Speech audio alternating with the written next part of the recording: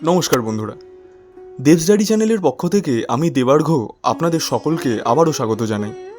আজকে আমার গন্তব্য হুগলি জেলা, আর এই জেলার প্রাচীন এক জনপদ ভদ্রেশ্বর, যা বিপ্রদাসের মনসামঙ্গল কাব্যে উল্লেখিত। আর এই ভদ্রেশ্বরের তেলিনিপাড়া অঞ্চলে রয়েছে প্রায় 200 বছরের অধিক প্রাচীন মা অন্নপূর্ণা মন্দির। আসুন তাহলে বিস্তরে দেখা এবং জানা যাক এই মন্দির এবং তার সুপ্রাচীন ইতিহাস। প্রথমেই বলি, বাংলার প্রায় 1208 সাল নাগাদ নবরত্ন শৈলীর দক্ষিণমুখী এই মন্দিরটি প্রতিষ্ঠা করেন তৎকালীন স্থানীয় জমিদার শ্রী বৈদ্যনাথ বন্দ্যোপাধ্যায়। বর্তমানে মন্দিরটি দেখে যা বুঝলাম, মন্দিরটির সংস্কারের কাজ চালিয়ে যাচ্ছেন স্থানীয় বন্দ্যোপাধ্যায় পরিবার। আরও উল্লেখিত, মন্দিরটি নবরত্ন শৈলীর হলেও মন্দিরের সম্মুখভাগে ত্রিখিলানের পরিবর্তে ইউরোপীয় স্থাপত্য লক্ষণীয়।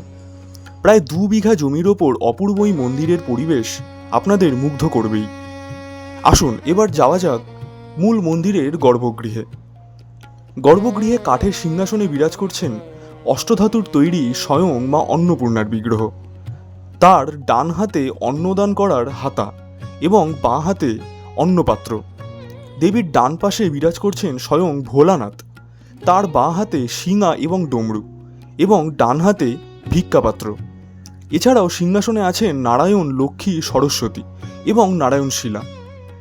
এখানে দেবীর তন্ত্রমতে নিত্যপুজো হয়ে থাকে।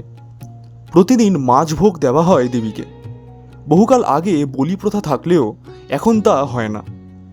মন্দির প্রাঙ্গণে মূল মন্দিরের পাশেই রয়েছে সুন্দর একটি ঘর, যেখানে দেবীর নিত্য পুজো ছাড়াও হয়ে থাকে বিশেষ কিছু পূজার আয়োজন, যেমন চৈত্র মাসে অন্নপূর্ণা পূজা এবং অক্ষয় তৃতীয়ার অনুষ্ঠান। সেই বিশেষ দিনে দেবী রথে চেপে যান গঙ্গার ঘাটে। বিরাট সমাগম এবং আনন্দযজ্ঞে সামিল হন গোটা ভদ্রেশ্বরবাসী। মূল মন্দিরের পাশেই রয়েছে পরপর 3টি শিব মন্দির। মন্দির থেকে বেরিয়েই পাশেই চোখে পড়ল ভদ্রেশ্বরের প্রাচীন অন্নপূর্ণা পুস্তকাগার। এই অঞ্চলে বেশ সুখ্যাতি আছে এই লাইব্রেরির। এবার চলে আসলাম একেবারে ভদ্রেশ্বর তথা চন্দননগর লাগোয়া অঞ্চলের প্রাচীন তেঁতুলতলা বারোয়ারি জগদ্ধাত্রী মন্দিরে। একেবারে জিটি রোডের ধারেই থাকা প্রায় 233 বছরের ইতিহাসের সাক্ষী থাকা এই পুজো বাংলা তথা বাঙালির কাছে অত্যন্ত কাছের। স্থানীয়দের কাছে দেবী এখানে মেজমা নামে পরিচিত। ইতিহাস অনুযায়ী এই পুজো শুরু হয়েছিল রাজা কৃষ্ণচন্দ্রর হাত ধরেই। কথিত আছে, রাজা যখন নবাব মুর্শিদ কুলি খাঁয়ের কাছে দেনার দায়ে বন্দী, ঠিক সেই সময় রাজার দেওয়ান দাতারাম রাজার প্রতিষ্ঠিত মাতৃমূর্তি নিয়ে আসেন এই অঞ্চলে।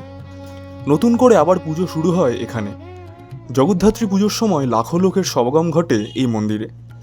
হাজারো ভক্ত দণ্ডি কেটে পুজো দেন মায়ের কাছে। এবার বলি কিভাবে আসবেন। হাওড়া থেকে ব্যান্ডেলগামী যে কোনো ট্রেন ধরে চলে আসুন ভদ্রেশ্বর স্টেশন, আর স্টেশন থেকে টোটো বা অটো করে চলে আসুন তেলিনিপাড়া। আমার এই ভদ্রেশ্বরের পরবর্তী পর্বে থাকছে শ্রী শ্রী ভদ্রেশ্বরনাথ মন্দির, যা সমগ্র অঞ্চলের সবচেয়ে প্রাচীন মন্দির হিসাবে গণ্য করা হয়। দেখুন এবং জানুন মন্দিরের সুপ্রাচীন ইতিহাস। পর্বটি দেখতে ভুলবেন না। আর আজকের পর্বটি ভালো লাগলে অবশ্যই কমেন্টে জানাবেন। একটি লাইক, শেয়ার এবং চ্যানেলটি সাবস্ক্রাইব করে পাশে থাকবেন।